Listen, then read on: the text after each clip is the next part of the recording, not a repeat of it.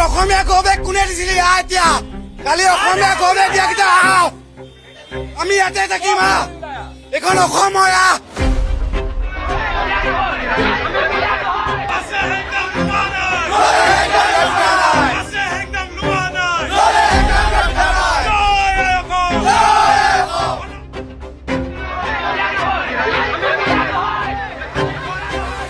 অসমীয়া বিহাৰীৰ দপদপনি আমাৰ অসমত নচলিব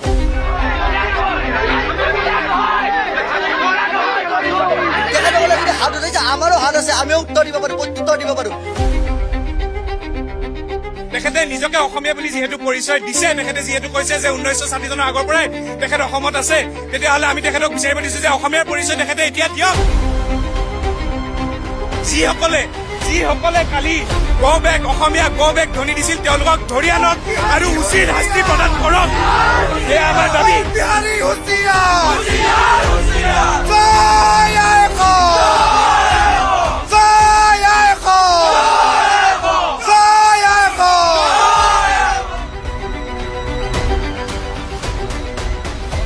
ল'ৰা ইয়াত উপস্থিত আছে সকলোৱে একেমুখে কওঁ যে অনা অসমীয়া বিহাৰীৰ দপদপনি আমাৰ অসমত নচলিব গৌবেগ দিয়া হৈছে গুৱাহাটীৰ মাজমজিয়াত আটাইতকৈ দুৰ্ভাগ্যজনক ডক্টৰ হিমন্ত বিশ্ব শৰ্মাই বৰ্তমানলৈকে কি কৰি আছে আমি নাজানো বিজয় গুপ্তাৰ লগতে লাগি থকা কেইজনমান মানুহক কালি আমি সেই ভিডিঅ'টোত দেখিছো তেওঁলোকে খেদি যোৱাও আমি দেখিছো আমাৰ এটাই কথা স্পষ্ট কথা আমাক ন্যায় লাগিব যিসকল মানুহে কালি এই অত্যাচাৰ ভুগিবলগীয়া হৈছে সেইসকলক ন্যায় দিবই লাগিব অসম চৰকাৰলৈ আমাক এইটোৱেই অনুৰোধ অসমীয়া ভূমিপুত্ৰসকলক কালি যিদৰে আমাৰ মাৰপিট কৰিলে 100জন মানুহ মিলি 5জনক মাৰিছে সাংবাদিকক মাৰিছে আৰক্ষীৰ গাত প্ৰহাৰ কৰিছে আজি তেখেতসকলে কিয় নিমাত আজি অসমত কৈছে অসমীয়া গৌবেগ কালি ক'ব অসমৰ পৰা অসমীয়া ওলাই যা যিখিনি চৰকাৰে কয় অসমীয়া মানুহক আমি ৰক্ষা কবচ দিম অসমীয়া খিলঞ্জীয়া আমিয়ে খিলঞ্জীয়া আজি অকল মন্ত্ৰী এম এল এ ক'ত তেখেতসকলৰ অসমীয়া গাত তেজ নাই নেকি আজি অকল আমি ছাত্ৰখিনি ওলাই আহিছো আজি কি মানে শাসকীয় পক্ষত বহি থকা মানুহসকল অসমীয়া নহয় নেকি আজি তেখেতসকলে অসমীয়া যেতিয়া হাত তুলিছে গুৰিকৈ কালি ইয়াতে মাৰিছে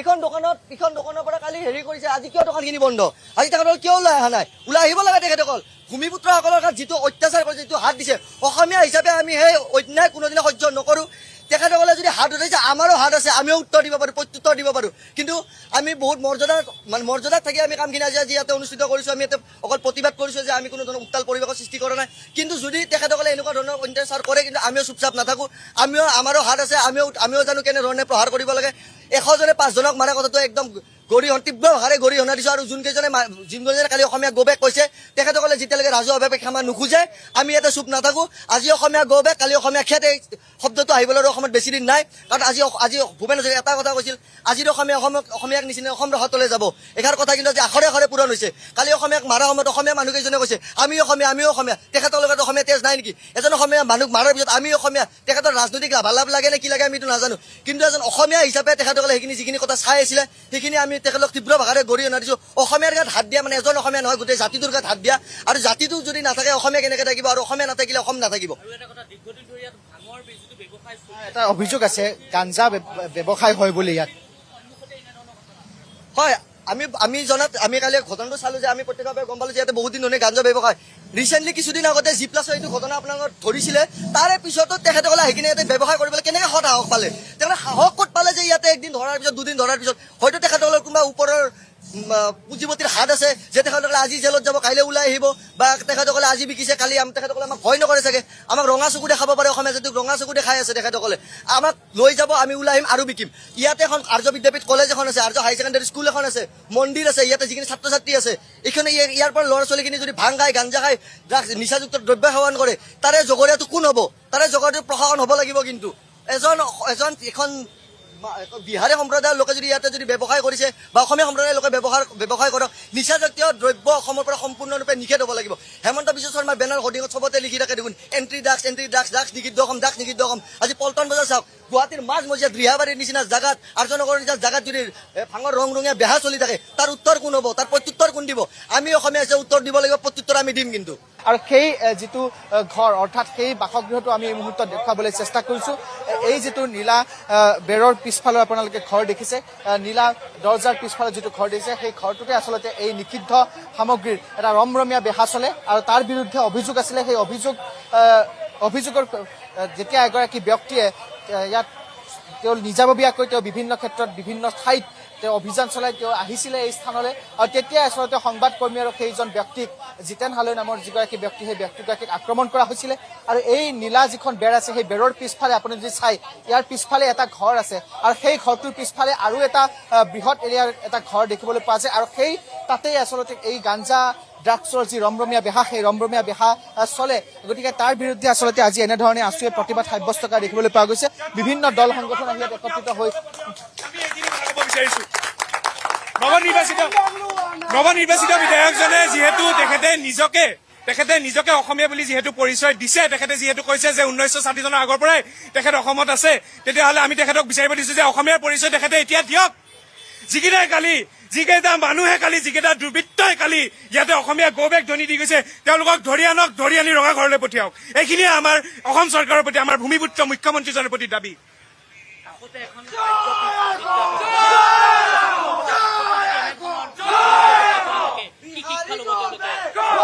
আচলতে এই কথাটো খুব দুখ লগা আৰু বেয়া লগা কাৰণ ইয়াৰে ওচৰতে এখন ডাঙৰ মহাবিদ্যালয় আছে এখন হাই ছেকেণ্ডেৰী স্কুল আছে তাৰপিছত কেঞ্চাৰ ইনষ্টিটিউট এখন আছে তেনে এটা পৰিস্থিতিত ইয়াতে ভাঙৰ বেপাৰ হৈ থকাটো তেনে এটা পৰিস্থিতিত ইয়াতে ড্ৰাগছৰ বেপাৰ হৈ থকাটো আমাৰ বাবে অতি দুখ লগা আৰু আমাৰ বাবে অতি বেদনাদায়ক কথা কাৰণ যিখিনি নৱপ্ৰজন্ম আছে নৱপ্ৰজন্মৰ তেওঁলোকে ভৱিষ্যত অন্ধকাৰলৈ পঠাই দিছে আৰু এই নৱপ্ৰজন্মৰ ভৱিষ্যত যেতিয়া তেওঁলোকে অন্ধকাৰলৈ পঠিয়াব পাৰিছে তেওঁ অসমীয়া জাতিটোক বচোৱাৰ আৰু কোনো উপায় নাই সেইবাবে আমি পুনৰ কৈছো যিসকলে কালি অসমীয়া গৌবেগ ধ্বনি দিছিল তেওঁলোকক ধৰি আনক আৰু উচিত শাস্তি প্ৰদান কৰক কালি ইয়াত যিটো ঘটনা হৈছে গম পাইছে অলপ চলপ গম পাইছো ভালদৰে ইমান গম পোৱা নাছিল অসমীয়া গৌবেগ ধ্বনি দিয়া হৈছে কিমান দূৰ গ্ৰহণযোগ্য এইটোতো গ্ৰহণযোগ্য নহয় অসমৰ মানুহ আমি অসমীয়া এইটো কেতিয়াও একচেপ্ট কৰিব নোৱাৰিম ঘটনাক লৈ কি ক'ব বিচাৰে এজন যুৱ প্ৰজন্ম হিচাপে এইটো কাহানীটো ভালদৰে গম নাপাওঁ একচুৱেলি এতিয়া কি ক'ম কিন্তু অসমীয়া গৌবেগ এইটো মানুহ পৰা নাযায় নিশ্চিতভাৱে আমি পুনৰবাৰ পৰিৱেশটো দেখুৱাবলৈ চেষ্টা কৰিম যিহেতু উত্তাল প্ৰতিবাদ এই মুহূৰ্তত আশ্ৰয় ইয়াত সাব্যস্ত কৰা দেখিবলৈ পোৱা গৈছে উত্তাল প্ৰতিবাদ এনেধৰণে আশ্ৰয় সাব্যস্ত কৰিছে এই স্থানতে যি স্থানত আচলতে কালি সেই ঘটনাটো সংঘটিত হৈছিলে আৰু তাৰ পৰৱৰ্তী পৰ্যায়ত তেওঁলোকে দাবী কৰিছে যে যিসকল অসমীয়া গৌবেগ ধ্বনি দিছিলে সেই অসমীয়া গৌবেগ ধ্বনি দিয়াসকলক আচলতে গ্ৰেপ্তাৰ কৰিবলৈ আৰক্ষী প্ৰশাসনক দাবী জনাইছে তেওঁলোকক উচিত শাস্তি বিহিবৰ বাবে আৰক্ষী প্ৰশাসনক দাবী জনোৱা দেখিবলৈ পোৱা গৈছে আমি এই মুহূৰ্তত পুনৰবাৰ সেই উত্তাল প্ৰতিবাদৰ যি পৰিৱেশ সেই পৰিৱেশটো দেখুৱাবলৈ চেষ্টা কৰিম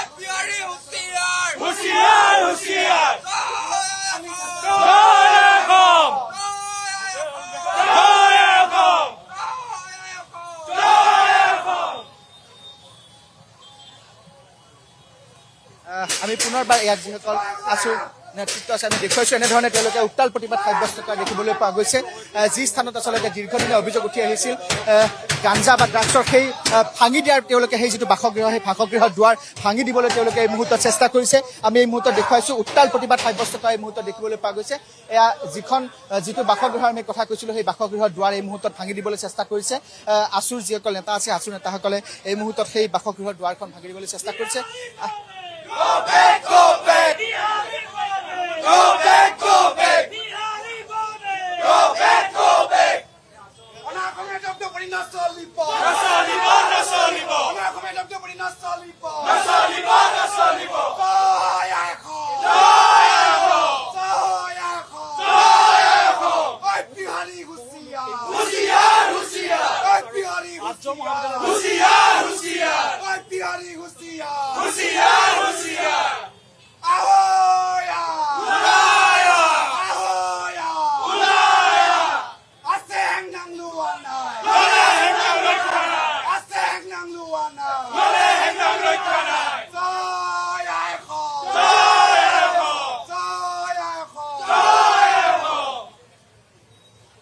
নিশ্চিতভাৱে আমি এই মুহূৰ্তত সেই দৃশ্যাংশটো দেখুৱাইছো এনেধৰণে 8জন নগৰত আজি আছুৱে প্ৰতিবাদ সাব্যস্ত কৰা দেখিবলৈ পোৱা গৈছে যি স্থানত কালিৰ দিনটোত সেই ঘটনাটো সংঘটিত হৈছিলে সেই স্থানত আছুৱে এই মুহূৰ্তত উত্তাল প্ৰতিবাদ সাব্যস্ত কৰা দেখিবলৈ পোৱা গৈছে আমি পুনৰবাৰ তাত যিসকল আছুৰ নেতৃত্ব আছে আমি তেওঁলোকৰ সৈতে এই মুহূৰ্তত কথা পাতিবলৈ চেষ্টা কৰিম কাৰণ তেওঁলোকে উত্তাল প্ৰতিবাদ সাব্যস্ত কৰিছে আজিৰ দিনটোত আৰু এনেধৰণে সেই যিটো ঘটনা সেই ঘটনাৰ উচিত দাবী তেওঁলোকে বিচাৰিছে আমি কথা পাতিম এই মুহূৰ্তত কালিৰ দিনটো যিটো ঘটনা হ'ল এটা অনাকাংক্ষিত ঘটনা য'ত অসমীয়া গৌবেগ ধ্বনি দিয়া হৈছিলে গতিকে কি ক'ব বিচাৰিব কি দাবী কৰিব চৰকাৰ বা প্ৰশাসন আচলতে কালি যিটো ঘটনা সংঘটিত হৈ গ'ল সেই ঘটনাটো খুব এটা দুখ লগা ঘটনা আৰু খুব এটা বেদনাদায়ক ঘটনা। আচলতে আমি ইয়াৰ উচিত তদন্ত এটা বিচাৰিছোঁ। উচিত তদন্ত কেনেকুৱা ধৰণৰ হ'ব লাগে, কাৰণ আমি নিজকে ভূমিপুত্ৰ, আমি নিজকে খিলঞ্জীয়া বুলি কওঁ। আমাৰ যিখন অসম চৰকাৰৰ যিজন মুখ্যমন্ত্ৰী, আমাৰ মুখ্যমন্ত্ৰীগৰাকী আমাৰ ভূমিপুত্ৰ, মুখ্যমন্ত্ৰীগৰাকী আমাৰ এজন থলুৱা খিলঞ্জীয়া ব্যক্তি। যেতিয়া আমাক অসমীয়া গৌবেগ, এটা জাতি এজন মানুহৰ মেৰুদণ্ড, এটা জাতি এজন মানুহৰ মেৰুদণ্ড। আমি কথা পাতিম, কিন্তু পুনৰবাৰ দেখুৱাইছো এনেধৰণে আছুৰ যিসকল নেতা ইয়াত একত্ৰিত হৈছে তেওঁলোকে পুনৰবাৰ এই যিটো বাসগৃহ আছে সেই বাসগৃহৰ দুৱাৰ এই মুহূৰ্তত তেওঁলোকে ভাঙি দিবৰ বাবে চেষ্টা কৰিছে, কাৰণ দীৰ্ঘদিন ধৰি ইয়াত অবৈধ ড্ৰাগছ আৰু গাঞ্জাৰ ব্যৱসায় চলি থকা বুলি এটা অভিযোগ উত্থাপিত। ইয়াত অসমীয়া গৌবেগ কোনে দিছিলে? এতিয়া কালি অসমীয়া গৌবেগ দিয়া কেইটা আহক, আমি ইয়াতে থাকিম। এইখন অসম হয়, বিহাৰ নহয়তো এখন।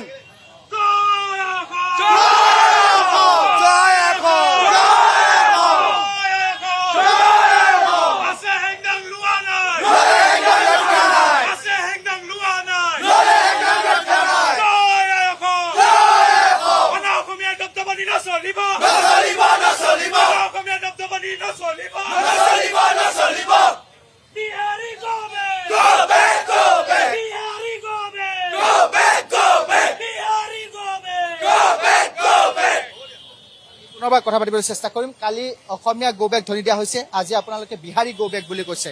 কি ক'ব? গোটেই ঘটনাটো এটা দুৰ্ভাগ্যজনক ঘটনা, য'ত গুৱাহাটী চহৰৰ মাজমজিয়াত এনেধৰণৰ ঘটনা। হয়, আমি গুৱাহাটীৰ আগতে আমি কাৰ্বি আংলঙত এই ঘটনাটো শুনিবলৈ পাইছিলোঁ। কাৰ্বি আংলঙৰ ছাত্ৰ নেতা, মই নামটো সঠিক পাহৰিছোঁ, তেওঁৰ চেণ্ডেলেৰে নিজক কোবাই পেলাই সেই কথাটো আমাক জনাইছিল যে টাইমটো গুচি গৈছে, সময় শেষ হৈ গৈছে। আমাৰো সেই ঠিক একে দশাই হ'বলৈ লৈছে। বিহাৰীয়ে আহি আমাক গুৱাহাটীৰ মাজমজিয়াত, ৰাজধানী চহৰ গুৱাহাটীত আমাক অসমীয়া গৌবেগ বুলি দিব পৰা সাহস কৰিছে বিহাৰীয়ে। এই কথা আটাইতকৈ দুৰ্ভাগ্যজনক। অসম আৰক্ষীক আমি অনুৰোধ জনাইছোঁ যাতে আমি অসমীয়া, আমাৰ তেজ আছে, আমাৰ অসমীয়া তেজ আছে, আমি কিন্তু ৰখি নাথাকিম। আজি বিহাৰী গৌবেগ কৈছোঁ, কাইলৈ অসমৰ পৰা খেদি পঠিয়াম।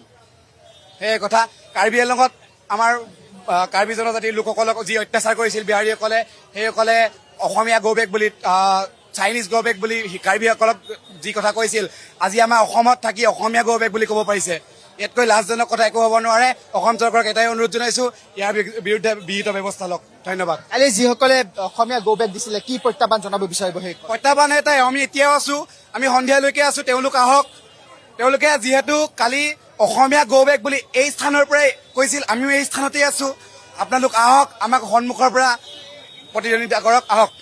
যে এই স্থানতে যিহেতু কালি সেই ঘটনাটো সংঘটিত হৈছিলে, য'ত অসমীয়া গৌবেগ দিয়া হৈছিলে একাংশ বিহাৰী সম্প্ৰদায়ৰ লোকে, আৰু সেইসকল লোকক আজি প্ৰত্যাহ্বান জনাইছে যে তেওঁলোকে আজিৰ দিনটোত ওলাই আহিব লাগে। আৰু যিসকল লোকে কৈছিলে সেই তেওঁলোকক আছুৱে প্ৰত্যাহ্বান জনাইছে যে তেওঁলোকে আজি ওলাই আহি অসমীয়া গৌবেগ বুলি কওক। তেওঁলোকক প্ৰত্যাহ্বান জনাইছে আছুৱে, যিসকল লোকে কালিৰ দিনটোত অসমীয়া গৌবেগ দিছিলে, আজিৰ দিনটোত তেওঁলোকক এনেধৰণে প্ৰত্যাহ্বান জনা দেখিবলৈ পোৱা গৈছে। আৰু পথৰ চাৰিওফালে এনেধৰণে সকলোৱে একত্ৰিত হৈ এই যিটো আছুৰ প্ৰতিবাদ, সেই প্ৰতিবাদক সমৰ্থন জনা দেখিবলৈ পোৱা গৈছে। আৰু এনেধৰণে আচলতে কালিৰ যিটো ঘটনা সংঘটিত হৈছিলে আৰ্যনগৰৰ এই স্থানত, অৰ্থাৎ দীৰ্ঘদিনে ইয়াত অভিযোগ উত্থাপিত হৈ আহিছিলে যে এই স্থানতে, অৰ্থাৎ যি স্থানত এই মুহূৰ্তত আছুৱে প্ৰতিবাদ কৰি আছে, তেওঁলোকে এই যিখন দুৱাৰ আছিলে সেই দুৱাৰখন ভাঙি দিবলৈ চেষ্টা কৰিছিল। সেই স্থানত দীৰ্ঘদিন ধৰি অভিযোগ উত্থাপিত হৈ আহিছিল যে তাত নিষিদ্ধ ড্ৰাগছ আৰু গাঞ্জাৰ ৰমৰমীয়া বেহা চলে আৰক্ষীৰ নাকত তলেৰে। আৰু সেই অভিযানত বা সেই কথাখিনি দেখুৱাই দিবলৈ আহোঁতে, আঙুলিয়াই দিবলৈ আহোঁতে এগৰাকী অসমীয়া খিলঞ্জীয়া যুৱকক আক্ৰমণ কৰা হৈছিলে।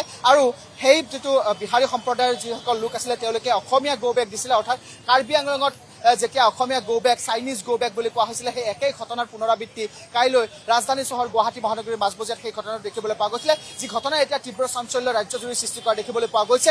চাৰিওফালে এতিয়া সামাজিক মাধ্যমতে হওক বা ৰাজপথতে হওক সেই যিটো ঘটনা, সেই ঘটনাৰ প্ৰতিবাদ এতিয়া হোৱা দেখিবলৈ পোৱা গৈছে। প্ৰতিবাদ মুখৰ হৈ পৰা দেখা পোৱা গৈছে সমগ্ৰ ৰাজ্য। আৰু আছুৱে এই মুহূৰ্তত প্ৰত্যাহ্বান জনাইছে যে কালিৰ দিনটোত যিসকল লোকে অসমীয়া গৌবেগ দিছিলে সেইসকলে আজিৰ দিনটোত ওলাই আহিব লাগে আৰু তেওঁলোকৰ মুখামুখি হ'ব লাগে বুলি এই মুহূৰ্তত আছুৱে প্ৰত্যাহ্বান জনাইছে। সমান্তৰালকৈ ইয়াৰ যিগৰাকী স্থানীয় বিধায়ক, মধ্য গুৱাহাটীৰ যিগৰাকী স্থানীয় বিধায়ক বিজয় গুপ্তা, এই বিজয় গুপ্তাকক প্ৰত্যাহ্বান জনাইছে, যিহেতু তেওঁ প্ৰত্যেকটো মুহূৰ্তত খিলঞ্জীয়া বুলি কয়, অসমীয়া বুলি কয়। গতিকে সেই খিলঞ্জীয়া অসমীয়া বিধায়কগৰাকীয়ে তেওঁৰ নিজৰ সমষ্টিতে হোৱা এই যিটো ঘটনা, সেই ঘটনাত যিসকলে অসমীয়া গৌবেগ দিছিলে তেওঁলোকক চিনাক্ত কৰি কঠোৰ শাস্তি বিহিব লাগে বুলি ইতিমধ্যে দাবী কৰিছে। বিহাৰী সম্প্ৰদায় বা অনা সম্প্ৰদায়ৰ মানুহখিনিয়ে যদি ভাবিছে যে বিজয় গুপ্তা জয়ী হোৱাৰ লগে লগে আমি ইয়াত অনা অসমীয়াৰ দপদপনি চলিব, অসমীয়াৰ ওপৰত আমি নিৰ্যাতন কৰিম, তেতিয়াহ'লে তেওঁ মুখ্য স্বৰ্গত বাস কৰিছে। আজিৰ পৰা, এই মুহূৰ্তৰ পৰা সাধাৰণ কথাত বা আমাৰ অসমীয়াৰ কিবা এটা সাধাৰণ ভুলৰ কাৰণে অনা অসমীয়াবিলাকে যদি কিবা নিৰ্যাতন কৰে তেতিয়াহ'লে কিন্তু বিলাসী খানা চুক বহি নাথাকে। যিখিনি নিৰ্যাতন চলি আছে অসমীয়া আমাৰ খিলঞ্জীয়া যুৱক যুৱতীসকলৰ ওপৰত সকলোখিনি কিন্তু মধ্য গুৱাহাটী নামৰ যিটো সমষ্টি আছে সেই সমষ্টিটোৰ ভিতৰতে হৈ আছে। সেই অসমীয়া কেইজনে এই বিহাৰী কেইজনৰ মুখ তেতিয়াই ভাঙি দিব লাগিছিলে যেতিয়া তেওঁলোকে এজনী অসমীয়া ছোৱালীক ৰাস্তাত দৌৰাই পেলাই তেওঁ বস্ত্ৰহৰণ কৰি আছিলে, বা একাউণ্টো হ'ব পাৰে নাজানো, কিন্তু তেনেকুৱা কিছুমান আমি কমেণ্ট দেখা পাইছিলোঁ এসময়ত সামাজিক মাধ্যমত। যেতিয়া আমাৰ এটা বিপৰ্যয় আহিছিলে সেই সময়ত লাচিত খানাতকৈ মানে বেয়া কোনোৱেই নাই, তেনেকুৱা ধৰণৰ এটা পৰিস্থিতি সৃষ্টি কৰি দিছিলে। বহিৰাগতৰ উৎপাতত এতিয়া মহানগৰত এজনৰ পিছত এজন খিলঞ্জীয়াই মাৰ খাব লগা হৈছে। এতিয়া সৰ্বত্ৰে চৰ্চা চলিছে, সামাজিক মাধ্যমত চৰ্চা চলিছে যে বীৰ লাচিত সেনা ক'ত গ'ল। দেখিবলৈ পোৱা গৈছে এই চৰ্চাটো, দেখিবলৈ পোৱা গ'ল যে শেহতীয়াকৈ বিকাশ অসমক বা বীৰ লাচিত সেনাৰ যিসমূহ কেন্দ্ৰীয় নেতৃত্বক আচলতে আক্ৰোশমূলকভাৱে যেনেধৰণে আচলতে অসম চৰকাৰে বা অসমৰ গৃহ বিভাগে যি শাস্তি প্ৰদান কৰিলে, আচলতে এখন থানাৰ পৰা এখন জেলৰ পৰা আন এখন জেললৈকে আচলতে তেখেতলোকক লৈ ফুৰা গ'ল। তাৰপিছত দেখা গ'ল সামাজিক মাধ্যমত তেখেতলোকক কটু মন্তব্য কৰিলে। যেনেধৰণে আমি সংকটৰ সময়ত ভগৱানৰ নাম লওঁ, ঠিক তেনেধৰণে আজি অসমীয়াই যিসকল লোকে খিলঞ্জীয়াই বহিৰাগত মাৰ খাব লগা হৈছে, সেইসকল মাৰ খোৱা লোকে এতিয়া বীৰ লাচিত সেনাক বিচাৰিছে। সামাজিক মাধ্যমত ব্যাপক চৰ্চা চলিছে যে বৰ্তমান মুহূৰ্তত বীৰ লাচিত সেনা ক'ত গ'ল। এই মুহূৰ্তত আমি বীৰ লাচিত সেনা কামৰূপ মহানগৰ যি জিলা কাৰ্যালয় আছে বা বীৰ লাচিত সেনাৰ যি মুখ্য কাৰ্যালয় আছে তাৰ সন্মুখত আছোঁ। এই মুহূৰ্তত কামৰূপ জিলাৰ যি বীৰ লাচিত সেনাৰ নেতৃত্ব আমাৰ সৈতে আছে আৰু তেওঁলোকৰ পৰা আমি জানিবৰ কাৰণে বিচাৰিম যে বৰ্তমান মুহূৰ্তত বীৰ লাচিত সেনা ক'ৰবাত শুই আছে নেকি, যে চৰকাৰৰ যিটো আক্ৰোশমূলক বা তেখেতলোকক যেনেধৰণে আচলতে শাস্তি প্ৰদান কৰিলে তেখেতলোকৰ কেন্দ্ৰীয় নেতৃত্বক, তাৰ কাৰণে তেখেতলোক নিশ্চুপ হৈ আছিল নেকি বুলিও এতিয়া চৰ্চা চলিছে। এই মুহূৰ্তত নতুনকৈ আচলতে কামৰূপ জিলাৰ সভাপতি সম্পাদক আছে, তেখেতলোকে ইতিমধ্যে কাম আৰম্ভ কৰিছে। আজি তেখেতলোকৰ স্থিতি স্পষ্ট কৰিছে। মই পুনতে তেখেতলোকৰ পৰা আমি জানিবৰ কাৰণে চেষ্টা কৰিম।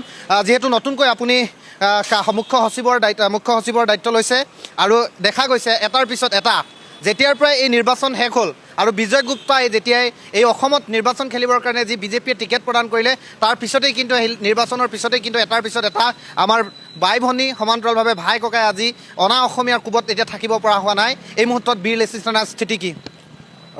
আপোনালোকে যদি লক্ষ্য কৰে তেতিয়াহ'লে এই যিখিনি নিৰ্যাতন চলি আছে অসমীয়া আমাৰ খিলঞ্জীয়া যুৱক যুৱতীসকলৰ ওপৰত সকলোখিনি কিন্তু মধ্য গুৱাহাটী নামৰ যিটো সমষ্টি আছে সেই সমষ্টিটোৰ ভিতৰতে হৈ আছে। গতিকে মই ডাঠি ক'ব পাৰিম যে মধ্য গুৱাহাটীৰ যিখিনি অনা অসমীয়া ব্যক্তি আছে, সেইটো মই বিহাৰী সম্প্ৰদায় বুলিয়ে নকওঁ, অনা অসমীয়া যিসকল লোক আছে তেওঁলোকে মানে এতিয়া বৰ্তমান ভাবি ল'বলৈ লৈছে যে আমি একোজন ৰজা, যে আমাৰ গুপ্তা উপাধিৰ এজন বিহাৰী সম্প্ৰদায়ৰ মানে ব্যক্তি এজন, তেওঁ MLA হ'বলৈ গৈছে বা আমাৰ মানে উঠিছে বৰ্তমান, তেওঁ MLA হ'বও পাৰে বা নহ'বও পাৰে, কিন্তু তেওঁলোকে ইতিমধ্যে ভাবি লৈছে যে আমি একোজন ৰজা, গতিকে আমি যেনেকৈ চলাব বিচাৰিম অসমখন তেনেকৈ চলিব লাগিব বা আমাৰ খিলঞ্জীয়া যুৱক যুৱতীসকল তেওঁলোকৰ ভৰিৰ তলত চলিব লাগিব।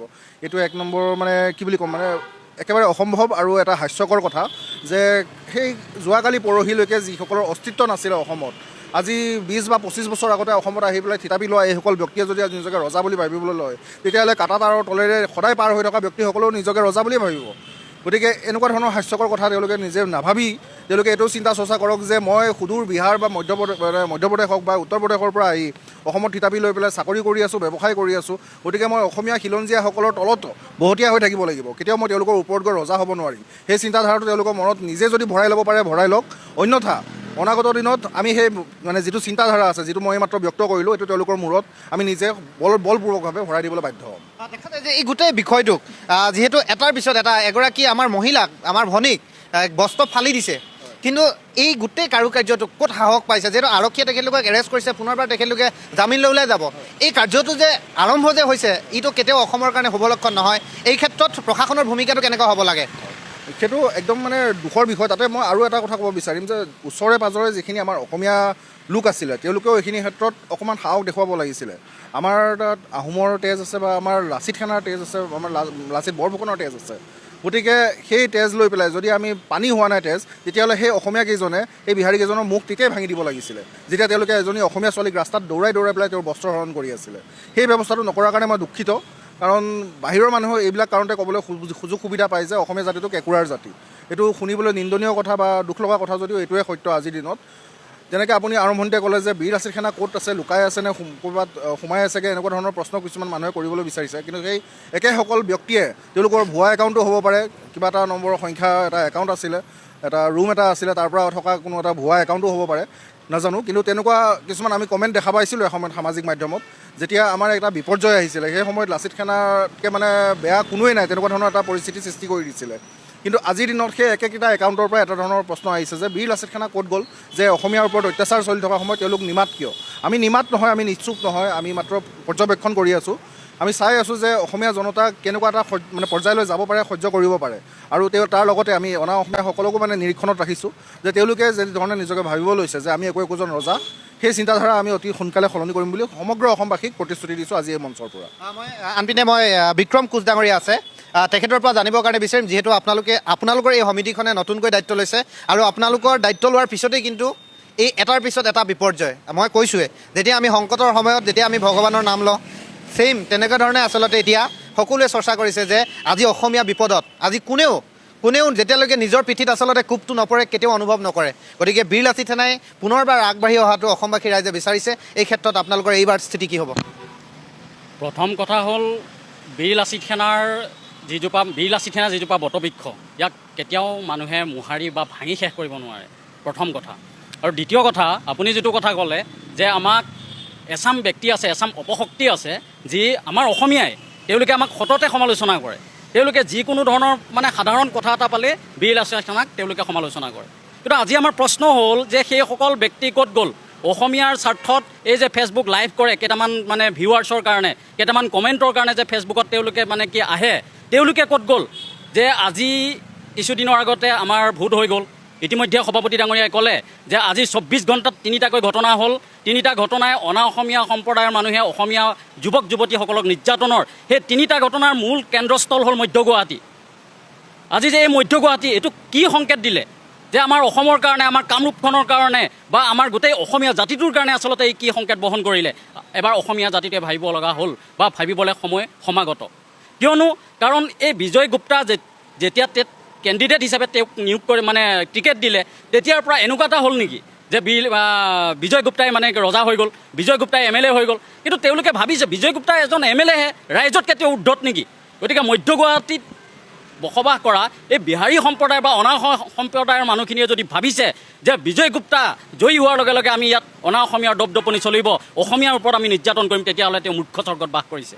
আৰু আমি বীৰ লাচিত সেনা অসম সদায় জাগ্ৰত ৰূপত অসমীয়াৰ কাষত আমি আছোঁ, সদায় অসমীয়াৰ পক্ষত আছোঁ। এই 24 ঘণ্টাত হোৱা 3টা ঘটনা ইতিমধ্যে আইনী পৰ্যায়ত এই বিষয়ে তদন্ত হৈছে। আমিও এই বিষয়টোত আমি তেওঁলোকক আইনী কেনেদৰে সহযোগ কৰিব লাগে বা আইনৰ ওচৰত আমি কেনেদৰে কথা পাতিব লাগে আমি ইতিমধ্যে আমি কেন্দ্ৰীয় সমিতিৰ লগতো আলোচনা কৰিছোঁ। আৰু আজিৰ পৰা এই মুহূৰ্তৰ পৰা সাধাৰণ কথাত বা আমাৰ অসমীয়া কিবা এটা সাধাৰণ ভুলৰ কাৰণে অনা অসমীয়াবিলাকে যদি কিবা নিৰ্যাতন কৰে, তেতিয়াহ'লে কিন্তু বীৰ লাচিত সেনা চুপ বহি নাথাকে। নৱনিৰ্বাচিত বিধায়কজনে যিহেতু তেখেতে নিজকে অসমীয়া বুলি যিহেতু পৰিচয় দিছে, তেখেতে যিহেতু কৈছে যে 1960 চনৰ আগৰ পৰাই তেখেত অসমত আছে, তেতিয়াহ'লে আমি তেখেতক বিচাৰিব দিছোঁ যে অসমীয়াৰ পৰিচয় তেখেতে এতিয়া দিয়ক।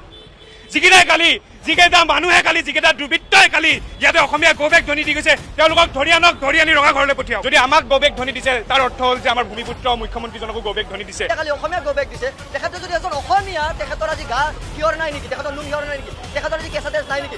এইখন অসমত মোগলে 17 বাৰ আক্ৰমণ কৰিছিলে, মোগলে পৰাস্ত কৰিব পৰা নাই। এইখন অসমত লাচিত বৰফুকনৰ নিচিনা দেশ, এইখন অসমত আমাৰ ভূপেন হাজৰিকাৰ দেশ, এইখন অসমত যথেষ্ট আমাৰ অসমীয়া খিলঞ্জীয়া ব্যক্তি আছে। কিন্তু তেখেতে যিটো কৈছিলে মই অসমীয়া, মই খিলঞ্জীয়া, কিন্তু তেখেতৰ লগত লাগি থকা ব্যক্তিসকলে কালি এজন অসমীয়াক গুলীয়াগুলীকৈ মাৰিলে। আমাৰ দাবী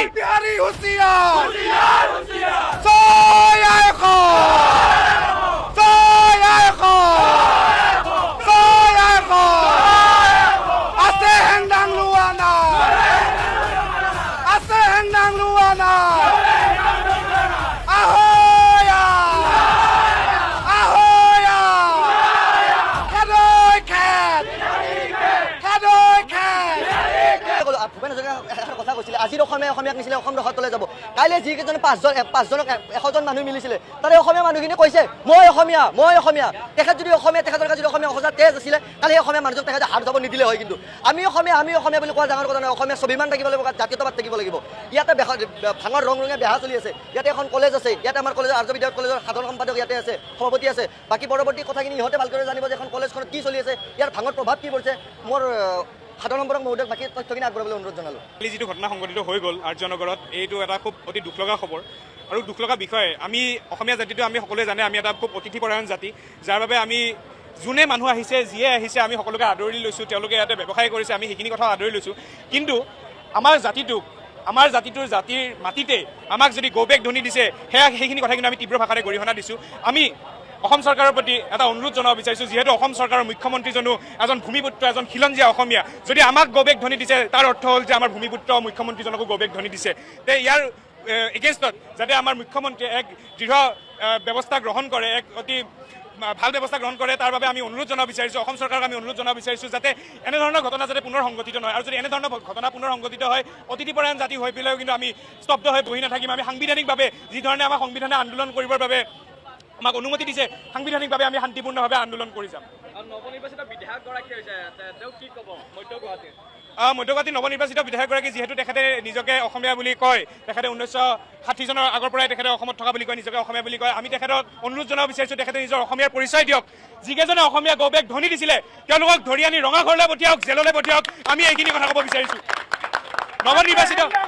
নৱনিৰ্বাচিত বিধায়কজনে যিহেতু তেখেতে নিজকে অসমীয়া বুলি যিহেতু পৰিচয় দিছে, তেখেতে যিহেতু কৈছে যে 1960 চনৰ আগৰ পৰাই তেখেত অসমত আছে, তেতিয়াহ'লে আমি তেখেতক বিচাৰিব দিছোঁ যে অসমীয়াৰ পৰিচয় তেখেতে এতিয়া দিয়ক। যিকেইটা মানুহে কালি, যিকেইটা দুৰ্বৃত্তই কালি ইয়াতে অসমীয়া গৌবেগ ধ্বনি দি গৈছে, তেওঁলোকক ধৰি আনি ৰঙাঘৰলৈ পঠিয়াওক। এইখিনিয়ে আমাৰ অসম চৰকাৰৰ প্ৰতি, আমাৰ ভূমিপুত্ৰ মুখ্যমন্ত্ৰীজনৰ প্ৰতি দাবী। এই কথাটো খুব দুখ লগা আৰু বেয়া লগা, কাৰণ ইয়াৰে ওচৰতে এখন ডাঙৰ মহাবিদ্যালয় আছে, এখন হাই ছেকেণ্ডেৰী স্কুল আছে, তাৰপিছত কেঞ্চাৰ ইনষ্টিটিউট এখন আছে। তেনে এটা পৰিস্থিতিত ইয়াতে ভাঙৰ বেপাৰ হৈ থকাটো, তেনে এটা পৰিস্থিতিত ইয়াতে ড্ৰাগছৰ বেপাৰ হৈ থকাটো আমাৰ বাবে অতি দুখ লগা আৰু আমাৰ বাবে অতি বেদনাদায়ক কথা। কাৰণ যিখিনি নৱপ্ৰজন্ম আছে, নৱপ্ৰজন্মৰ তেওঁলোকে ভৱিষ্যত অন্ধকাৰলৈ পঠাই দিছে। আৰু এই নৱপ্ৰজন্মৰ ভৱিষ্যত যেতিয়া তেওঁলোকে অন্ধকাৰলৈ পঠিয়াব পাৰিছে, তেওঁ অসমীয়া জাতিটোক বচোৱাৰ আৰু কোনো উপায় নাই। সেইবাবে আমি পুনৰ কৈছোঁ, যিসকলে কালি অসমীয়া গৌবেগ ধ্বনি দিছিল তেওঁলোকক ধৰি আনক আৰু উচিত শাস্তি প্ৰদান কৰক। এয়া আমাৰ দাবী।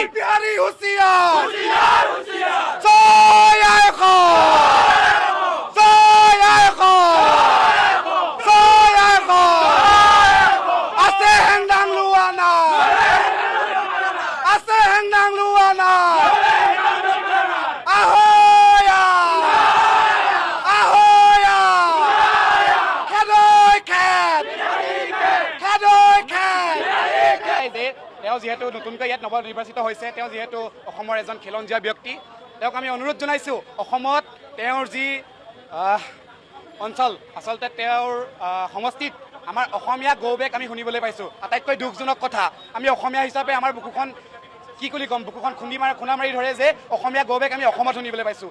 ইয়াতকৈ লাজৰ কথা আমি অসমীয়া হিচাপে ইয়াতকৈ আৰু লাজৰ কথা নাই। আমি এটাই কথা জনাম খুজিছোঁ হিমন্ত বিশ্ব শৰ্মা ডাঙৰীয়াক, আপুনি অসমৰ মুখ্যমন্ত্ৰী, আপোনাক আমি যথেষ্ট সন্মান কৰোঁ। আপোনাক এটাই কথা কওঁ, যিসকলে কালি 300 ল'ৰাই আমাৰ 5টাকৈ মানুহক দৌৰাই পিটিছিল, এইসকলক আপোনালোকে অনতিপলমে দুখী সাব্যস্ত কৰি পেলাই। আমাৰ স্পষ্ট কথা, যিতেনে নিৰ্বাচন চলি আছিলে তেখেতে কৈছিলে মই অসমীয়া, ময়ে খিলঞ্জীয়া, মই 1960 চনৰ পৰা অসমত আছোঁ। কিন্তু তেখেতে যদি 1960 চনৰ পৰা অসমত আছে, যেতিয়া কালি অসমীয়া গৌবেগ দিছে, তেখেতে যদি এজন অসমীয়া, তেখেতৰ আজি গা শিয়ৰ নাই নেকি, তেখেতৰ নোম শিয়ৰ নাই নেকি, তেখেতৰ আজি কেঁচা তেজ নাই নেকি? এইখন অসমত মোগলে 17 বাৰ আক্ৰমণ কৰিছিলে, মোগলে পৰাস্ত কৰিব পৰা নাই। এইখন অসমত লাচিত বৰফুকনৰ নিচিনা দেশ, এইখন অসমত আমাৰ ভূপেন হাজৰিকাৰ দেশ, এইখন অসমত যথেষ্ট আমাৰ অসমীয়া খিলঞ্জীয়া ব্যক্তি আছে। কিন্তু তেখেতে যিটো কৈছিলে মই অসমীয়া, মই খিলঞ্জীয়া, কিন্তু তেখেতৰ লগত লাগি থকা ব্যক্তিসকলে কালি এজন অসমীয়াক গুলীয়াগুলীকৈ মাৰিলে। তেখেতৰ লগত লাগি থকা মানুহ, তেখেতৰ ফটোত জিলিকি থকা ব্যক্তিসকলে আজি ইয়াতে গুলীয়াগুলীকৈ মাৰিলে। তেখেতে আজি কিয় তেখেতৰ পৰা এটা ষ্টেটমেণ্ট এটা নাহিলে? সন্মানীয় মুখ্যমন্ত্ৰী ডাঙৰীয়া, তেখেত এজন অসমীয়া ভূমিপুত্ৰ, তেখেত এজন অসমীয়া। আমি তেখেতৰ অনুৰোধ জনাওঁ, যিসকলে কালি অসমীয়া গৌবেগ দিছে তেখেতসকলক ধৰি আনি ৰঙাঘৰৰ আলহী কৰক, নহ'লে আমি এই প্ৰতিবাদ ইমানতে সমাপ্ত নকৰোঁ। কাৰণ আমি অসমীয়া, আমাৰ গাত লাগিছে। আজি অসমীয়া গৌবেগ দিছে, কালি অসমীয়া খেত বুলি ক'ব। অসমত এনেকুৱা ঘটনা হ'বলৈ আৰু বেছি দিন নাই। আজি গৌবেগ কালি বন্ধ, কিন্তু অতি শীঘ্ৰে যদি বন্ধ নকৰে এই ভাঙৰ বা বিহাৰীসকলৰ দপদপনি, কিন্তু অনাগত দিনত অতি ভয়ংকৰ পৰিৱেশ আমি হাতত লোৱা হ'ব। ভাঙৰ বেপাৰী ৰক্ষণাবেক্ষণ দিয়া বুলি ক'বলৈ, কাৰণ কেইদিনমান আগতে G+ৰ পৰা তেখেতসকলক ধৰি লৈ গৈছিলে, তাৰে 5 দিন পিছতে এইখন কেনেকৈ খুলিব পাৰে? এইখন দোকান 4-5 বাৰৰ অধিক আৰক্ষী তেখেতসকল প্ৰশাসনে গ্ৰেপ্তাৰ কৰিছে। হয়তো তেখেতসকলক ডাঙৰ পুঁজিপতিৰ হাত আছে, নহ'লে তেখেতসকলে কেনেকৈ খুলিব পাৰে? তেখেতসকলে আৰক্ষীক ভয় নকৰে, অসম চৰকাৰক ভয় নকৰে, নহ'লে তেখেতসকলে কেনেকৈ ইয়াতে এখন ডাঙৰ ৰঙা বেয়া চলাব পাৰে?